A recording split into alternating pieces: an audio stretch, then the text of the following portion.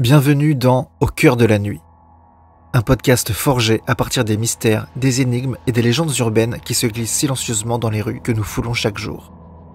Je suis Quentin Bernard, votre guide dans l'ombre, votre gardien dans ce royaume de mystères. Dans chaque épisode, nous éplucherons les couches de l'obscurité pour tenter de découvrir la vérité qui se cache derrière le macabre et l'inexpliqué. Notre voyage nous mènera dans les recoins sombres de l'imagination humaine, là où s'entremêlent les légendes et le réel.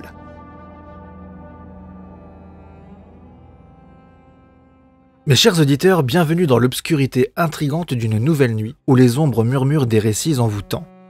Cette nuit, nos esprits curieux s'aventurent sur les sentiers ésotériques des lignes de lait, des couloirs telluriques qui résonnent de secrets et de puissances indicibles. Ces lignes énergétiques inscrites dans les méandres du temps nous entraînent dans un voyage où la réalité se fond dans la légende.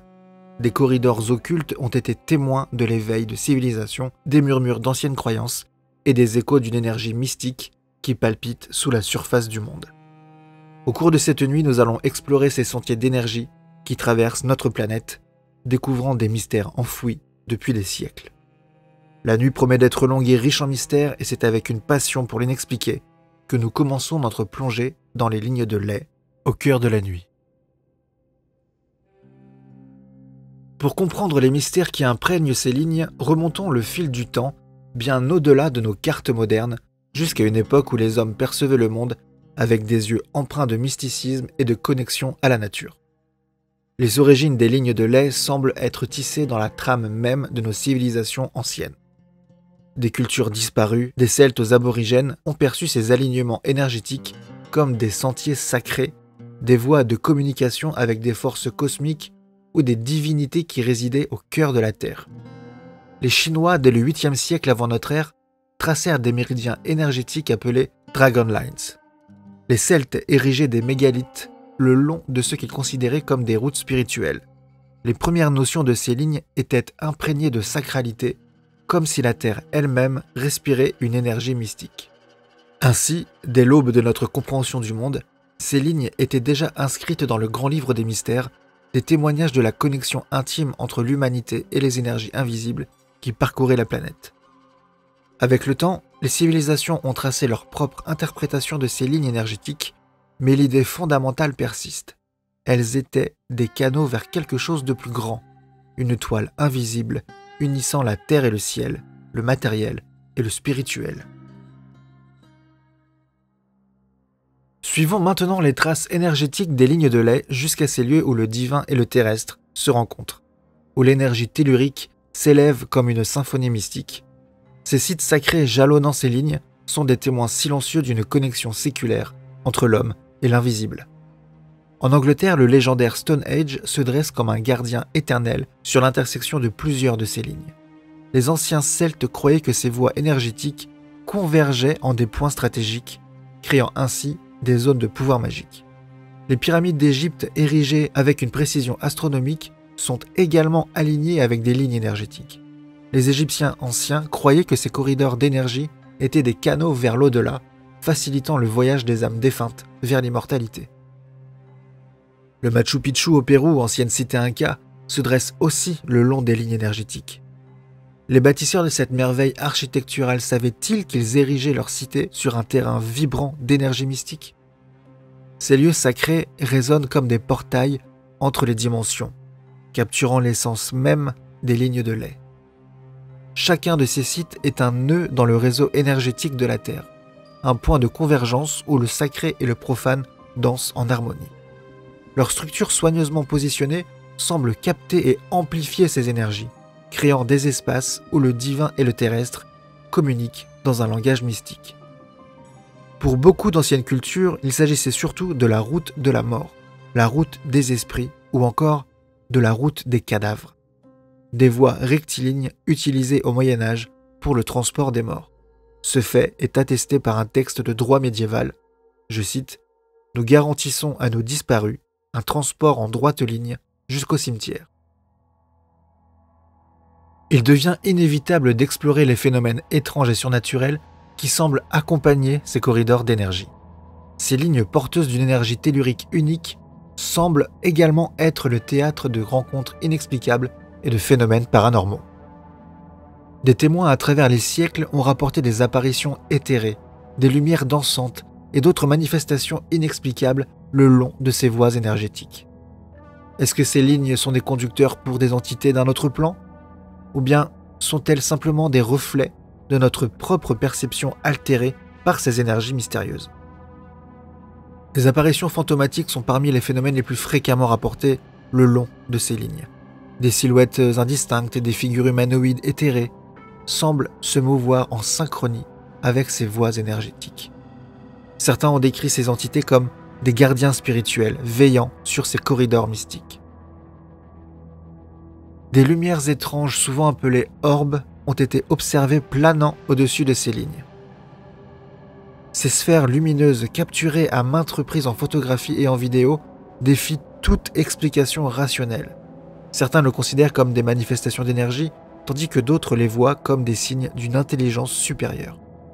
Les perturbations magnétiques sont également fréquemment signalées le long de ces voies énergétiques. Des boussoles qui s'affolent, des appareils électroniques qui défaillent inexplicablement. Ces anomalies magnétiques suggèrent une interférence avec les champs énergétiques naturels ou peut-être même une réponse des forces invisibles qui habitent ces lieux. Selon certaines théories, ces lignes seraient des lignes de transmission énergétique magnétique sur lesquelles les vaisseaux extraterrestres reviendraient recharger leurs batteries. Il est fascinant de constater comment ces voies énergétiques ont transcendé le monde mystique pour s'immiscer dans les méandres de la culture populaire. Ces corridors d'énergie ont inspiré des œuvres d'art, des mythes modernes et ont laissé leur empreinte dans l'imaginaire collectif. Dans la quête du Graal légendaire, les chevaliers de la table ronde suivaient ces lignes, des voies qui les guidaient vers des terres mystiques. Cet élément du mythe arthurien résonne avec la croyance ancienne que ces lignes étaient des routes sacrées menant à des royaumes cachés. Les auteurs contemporains ont également tissé les lignes de lait dans la trame de leurs histoires. Des romans fantastiques les présentent comme des portails vers des dimensions parallèles, des ponts entre le monde matériel et le royaume de l'imaginaire. Ces lignes deviennent ainsi des passages vers l'inconnu alimentant le suspense et l'émerveillement. Certains films ont intégré des idées liées à l'énergie de la Terre, des lieux sacrés ou des thèmes spirituels qui pourraient être associés à ces lignes. Voici quelques exemples de films qui abordent de manière indirecte ces concepts. Rencontre du troisième type, 1977, réalisé par Steven Spielberg. Ce film explore le contact avec une intelligence extraterrestre. Bien que le thème principal soit la communication avec des extraterrestres, il contient des éléments mystiques et spirituels. La prophétie des Andes, 2006. Basé sur le roman de James Redfield, le film explore des idées spirituelles et ésotériques, y compris la recherche d'énergie subtile dans le monde. Da Vinci Code, 2006, basé sur le roman de Dan Brown, le film plonge dans les mystères ésotériques, notamment la recherche du Saint Graal, ce qui pourrait être associé à des thèmes liés aux lignes de lait. The Fountain, en 2006, réalisé par Darren Aronofsky. Ce film explore des thèmes de réincarnation, de spiritualité et de connexion énergétique à travers différentes époques. Puis enfin, Prometheus, 2012, dirigé par Ridley Scott, ce film de science-fiction explore les origines de l'humanité et aborde des thèmes de création et de connexion avec des forces cosmiques. Bien que ces films ne se concentrent pas explicitement sur les lignes de lait, ils explorent des thèmes spirituels, mystiques ou ésotériques qui peuvent résonner avec ces concepts.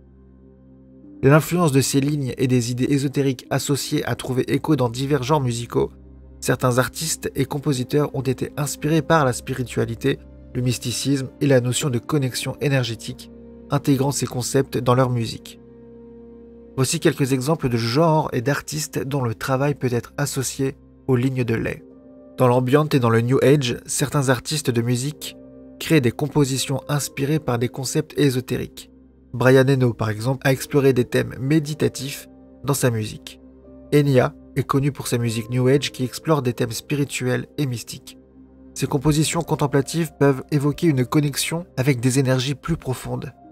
Kate Bush même a exploré des thèmes mystiques et ésotériques dans sa musique. Son album Hounds of Love contient des éléments qui pourraient évoquer des connexions avec des énergies spirituelles.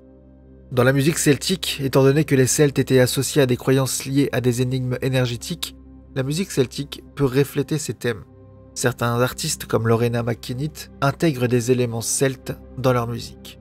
Clannad, un groupe irlandais, a incorporé des éléments celtiques et mystiques dans sa musique, créant une atmosphère qui pourrait être associée à des traditions ésotériques. Certains artistes folk et de musique du monde s'inspirent des traditions anciennes et d'idées spirituelles. Dead Can Dance, par exemple, a incorporé des éléments de world music dans son travail. Des compositeurs tels que Hildegard von Bingen, dans le domaine de la musique médiévale, ont créé des œuvres avec des connotations spirituelles. Certains artistes également de musique électronique expérimentale explorent des thèmes ésotériques. Tangerine Dream est un exemple d'un groupe qui a utilisé des motifs liés à la mystique. Mike Oldfield, en particulier avec son album Tubular Bells, a créé une musique progressive qui, bien que principalement instrumentale, peut transporter l'auditeur dans des paysages sonores évocateurs de mystère et de spiritualité. Il faut savoir que la première partie de ce titre est particulièrement célèbre car elle est utilisée comme thème principal dans le film d'horreur L'Exorciste de 1973. Il est important de noter que l'interprétation de la musique est souvent subjective. Les artistes peuvent intégrer des éléments ésotériques de manière personnelle. Les auditeurs peuvent ressentir des connexions avec des thèmes ésotériques même dans des genres musicaux variés en fonction de leur propre expérience et interprétation. Des chercheurs intrépides et des explorateurs modernes se lancent sur ces sentiers mystiques armés de technologies avancées et d'une volonté inébranlable de percer les secrets des lignes de lait. Des expériences contemporaines le long de ces lignes révèlent des récits intrigants. Des aventuriers armés de boussoles, de détecteurs d'énergie et de caméras infrarouges s'aventurent dans ces corridors énergétiques cherchant à documenter les phénomènes inexplicables qui les entourent. Certains rapportent des expériences sensorielles amplifiées, une sensation de paix ou d'euphorie lorsqu'ils se trouvent directement sur une de ces lignes. D'autres mentionnent des distorsions visuelles comme si la réalité elle-même était pliée le long de ces voies énergétiques. Des rencontres avec des entités inexpliquées sont également au cœur de ces récits contemporains. Des ombres fugitives, des formes indistinctes qui semblent danser à la lisière de la perception humaine. Ces témoignages questionnent la nature de la réalité et de ce qui se cache dans les recoins les plus sombres de notre monde. Ces explorateurs modernes, porteurs d'une passion pour l'inconnu, nous rappellent que malgré notre avancement technologique, il reste encore des mystères enfouis dans les méandres de la Terre.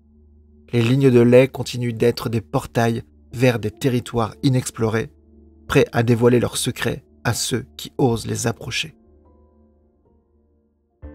Mes chers auditeurs, notre voyage à travers les lignes de lait nous a emmenés aux confins de l'histoire ancienne jusqu'aux ruelles de notre monde moderne, dévoilant des mystères qui persistent à travers les âges. Ces lignes, ces corridors énergétiques nous invitent à contempler la complexité de notre réalité et à questionner les frontières entre le connu et l'inexploré. Alors que nous concluons cette nuit d'exploration, souvenez-vous que les lignes sont bien plus qu'un phénomène du passé, bien plus qu'un mystère à résoudre. Elles sont des témoins vivants de la connexion intime entre l'homme et la Terre, des conducteurs d'énergie qui traversent le temps et l'espace. Les lignes de lait, qu'elles soient perçues comme des chemins vers le divin, des portails vers l'invisible ou simplement des expressions de l'énergie terrestre, continuent de susciter fascination et intrigue. Elles demeurent des guides pour ceux qui cherchent à comprendre les mystères qui se cachent au cœur de la nuit. N'oublions jamais que la nuit, avec ses ombres énigmatiques, cache des secrets que seul le courage d'explorer peut révéler. Que vos nuits soient remplies de mystères et que vous continuiez à écouter les murmures de l'inconnu. Alors que nous arrivons à la fin de notre voyage ensemble, nous devons faire face à la réalité effrayante qui se trouve au cœur de la nuit. Les mystères et légendes que nous avons explorés ont éclairé les coins les plus sombres de notre psyché collective, révélant les vérités tordues qui se cachent sous la surface. Je suis Quentin Bernard, votre guide dans ces contrées obscures, votre compagnon dans cette excursion hantée. Ce podcast est écrit et réalisé par mes soins et produit avec le soutien de Jonathan Dyer. Je tiens à remercier notre sponsor Datamantia.com. C'est une boutique en ligne qui vend des vêtements, des accessoires et de la décoration unique autour de nombreux thèmes comme le cyberpunk, le dark fantasy et beaucoup d'autres. Jusqu'au prochain épisode, n'oubliez pas que chaque légende contient un grain de vérité et que la peur et la fascination s'entremêlent au cœur de la nuit.